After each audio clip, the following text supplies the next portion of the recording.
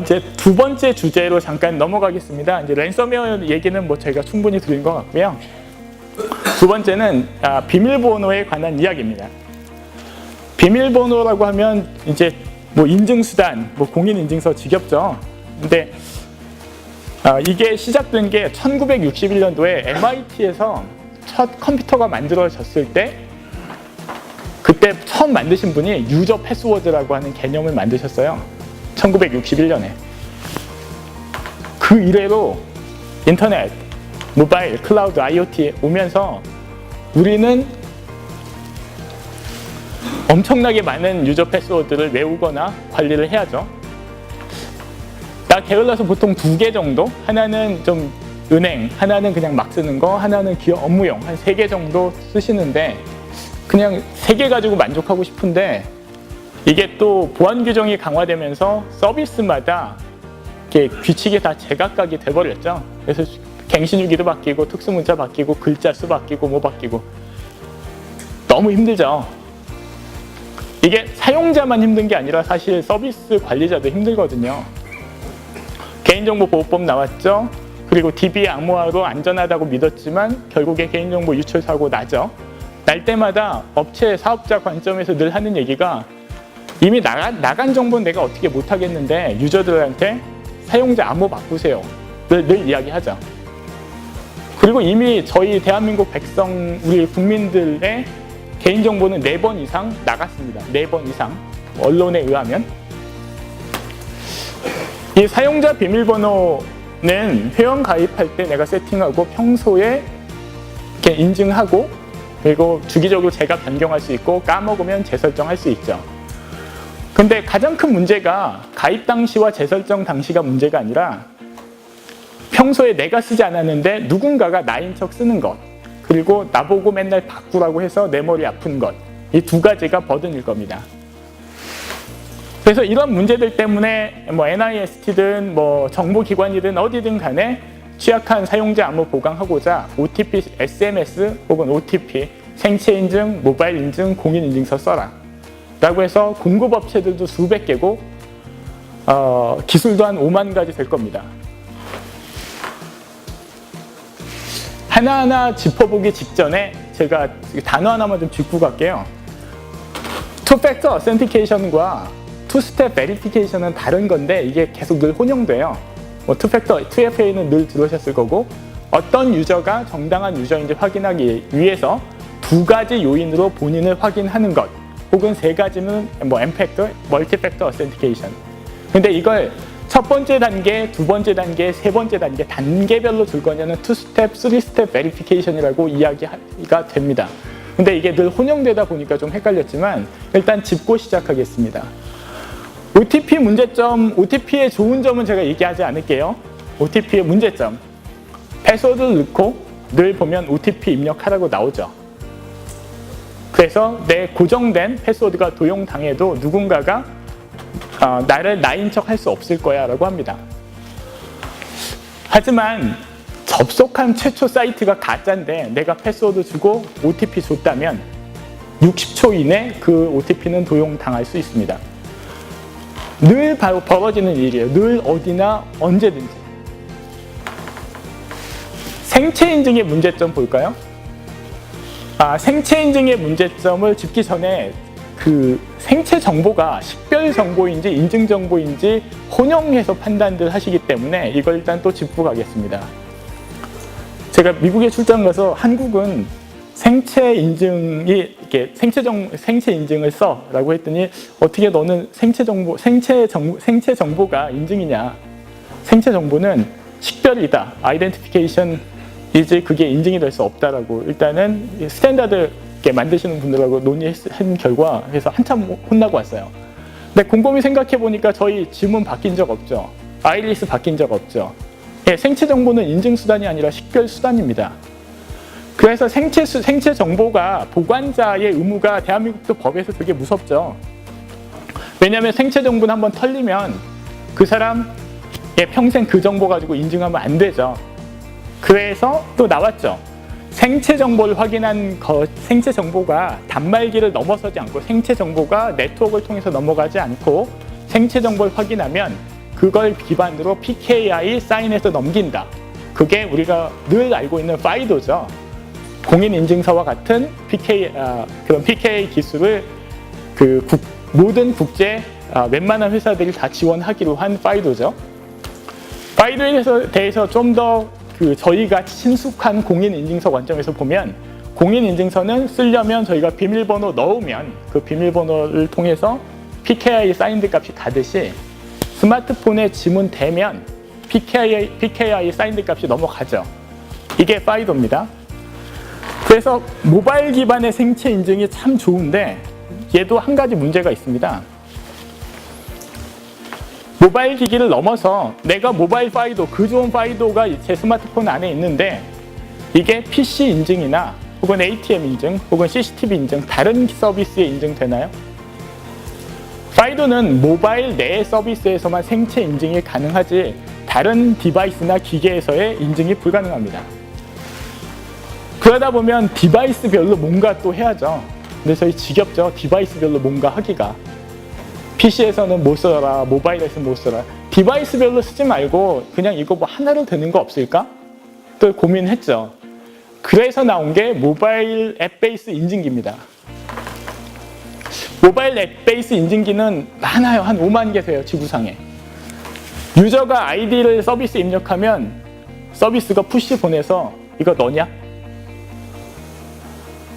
내가 아이디 넣고 걔가 저한테 푸시 줘서 OX를 물어요. 전 세계 5만 개 사업자 중에 좀 시장 점유율이 큰 IBM이나 듀오 같은 경우에 OX 칸이 있습니다. 쓰기 쉽죠. 제가 CCTV를 가든, 제가 뭐 인터넷 사이트를 가든, 제가 어딜 가든 OX만 물어요. 나지. 이 기술의 핵심은 What you have예요. 네가 뭘 가지고 있냐, 정당한 접속 인증기를 소지하고 있냐를 검증하는 겁니다. 근데 얘도 문제가 있어요.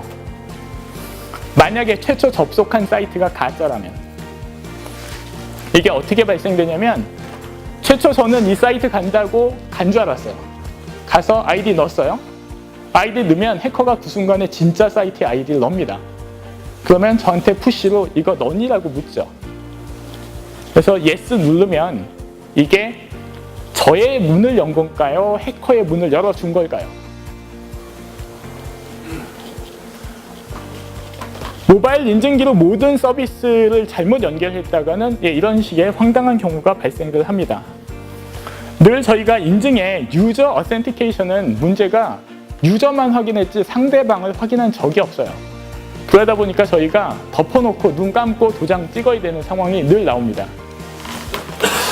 그래서 이것도 아닌 것 같아요. 그래서 이제 비대칭 키, 그 유명한 공인인증서 이런 것들을 전 국가가 하죠.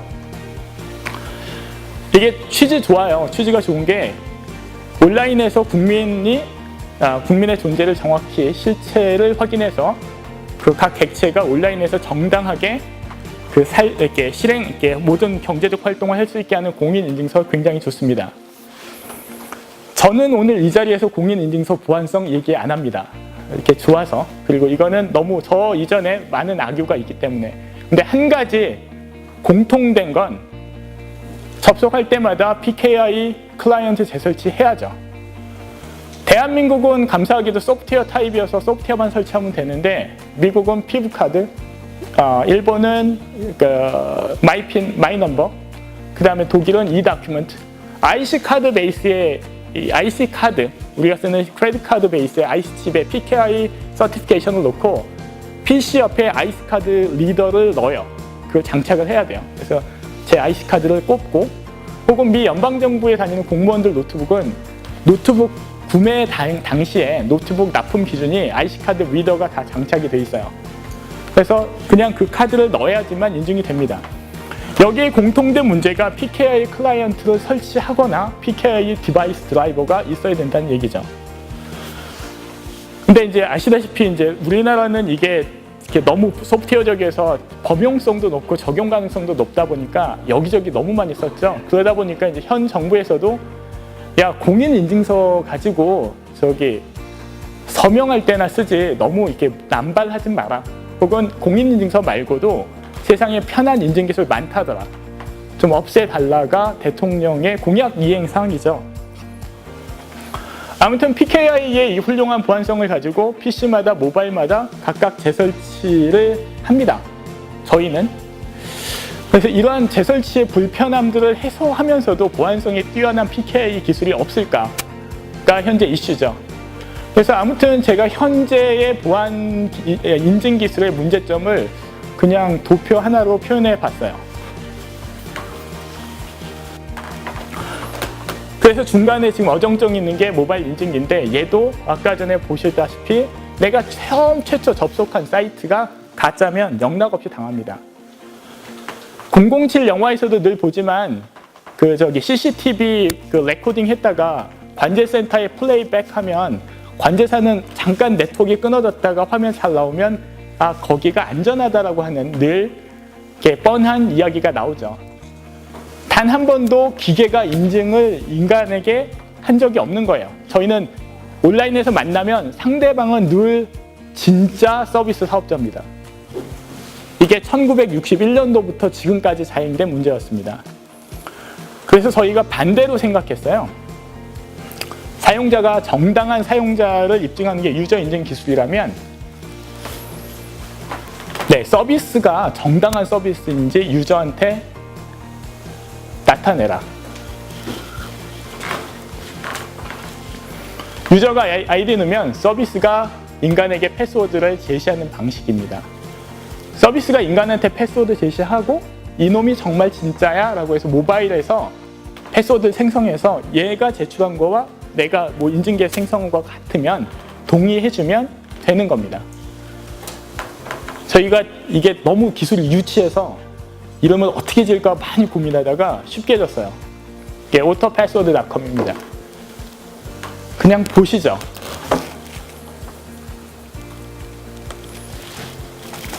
저희가 웹사이트, 어떤 웹사이트건 간에 어디건 간에 유저가 기존의 모든 레거시 시스템이 있으실 거예요. 거기에 가시면 유저 패스워드 있는데 옆에 오토 패스워드 체크박스 하나 두고 오토 패스워드 선택하면 유저가 아이디 입력합니다. 그러면 보시는 것처럼 서비스가 인간한테 패스워드 제시하고 그 순간에 모바일 앱에서 패스워드 생성을 해요. 얘가 제시한 것과 얘는 생성하는 겁니다.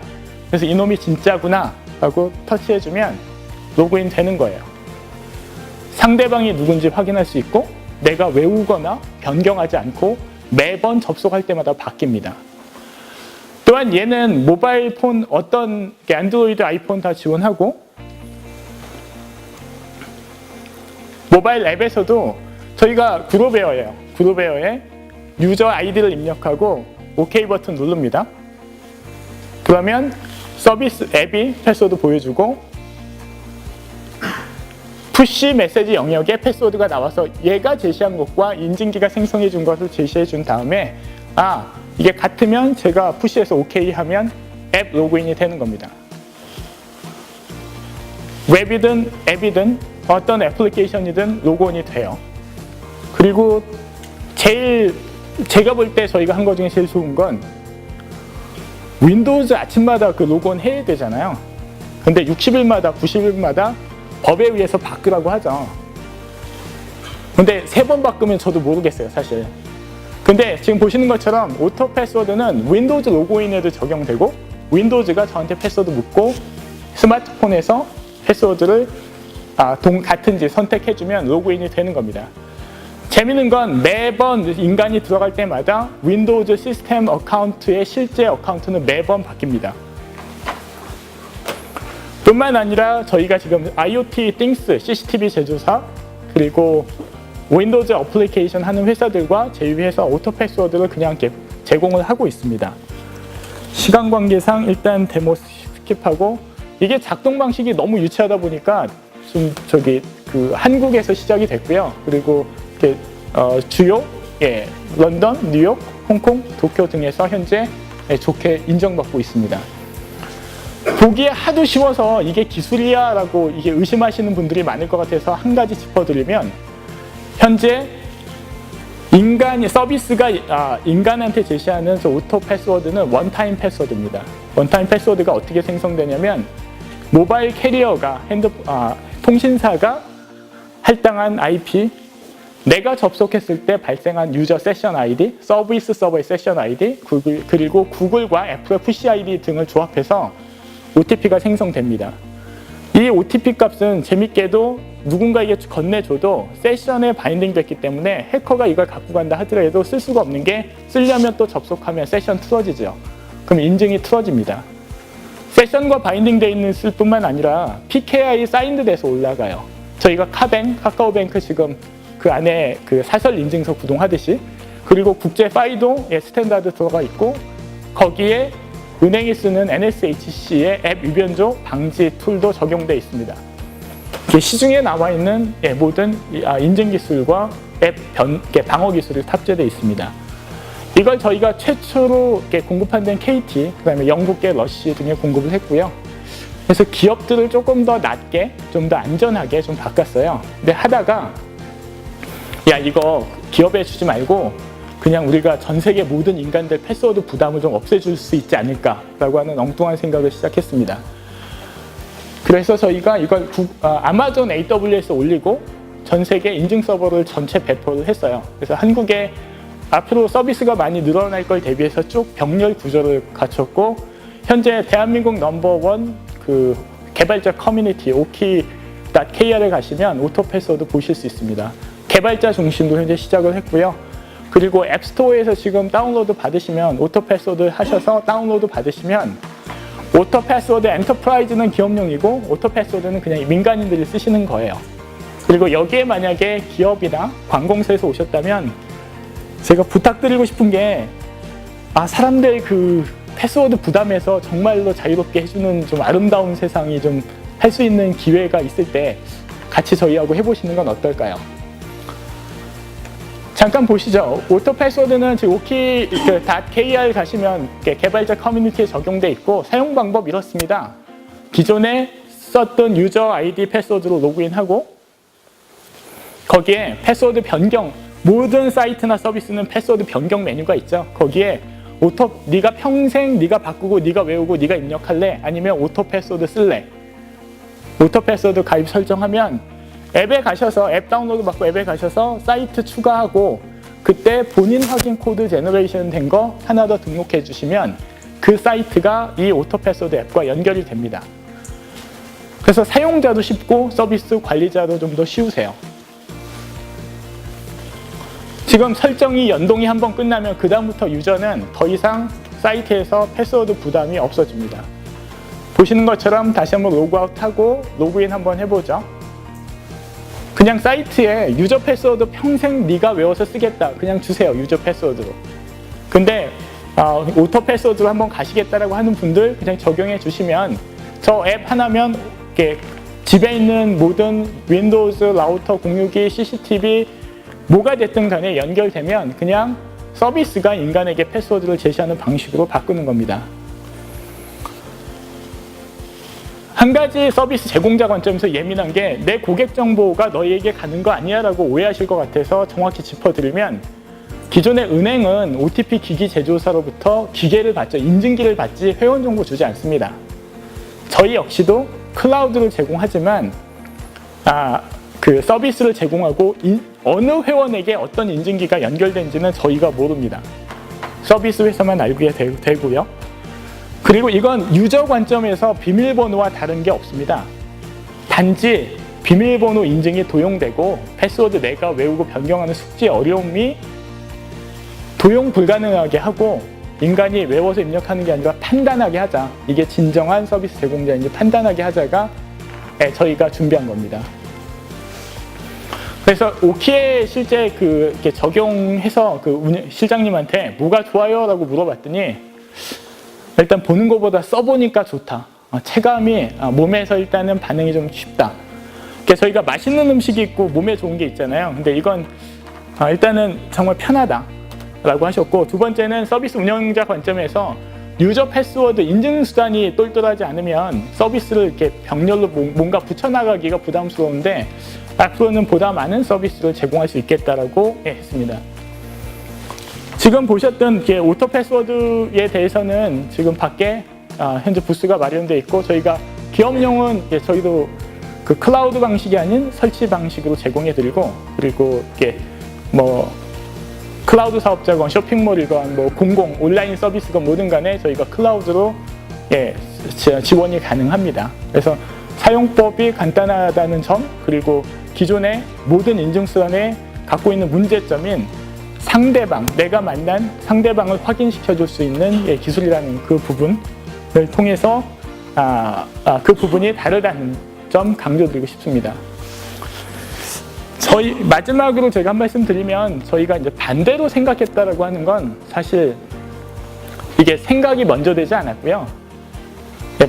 뭔가 이렇게 이짓저짓 행동을 되게 많이 했어요. 이제 하다 보니까 몸에 편한 것, 써보니까 좋은 것을 곰곰이 되돌이켜 보니까 이렇게 이게 해석이 된 거구나라고 저희가 거꾸로 알았습니다. 그래서 오늘 이제 보안 세미나에 보안 담당하시는 분들 아마 많이 오셨을 거라고 생각하는데, 제가 볼 때 보안의 가장 큰 핵심은 예산 따기. 아니, 이짓저짓 해보려면 예산이 있어야 되잖아요. 그래서 오늘 오신 분들과 제가 꼭 공감하고 싶었던 것 중에 하나가, 저희도 이런 기술을 개발할 수 있게 국가에서 엄청난 도움을 받았고, 그리고 금융기관으로부터도 신보나 이런 금융기관으로부터 도움을 받아서 이짓저짓 할 수 있어서 해본 기술입니다. 그래서 기술 개발보다는 저는 예산 개발 확보가 훨씬 더 보안에 더 중요한 요소지 않을까, 그 말씀 드리고 오늘 제 발표 마치겠습니다. 네, 감사합니다.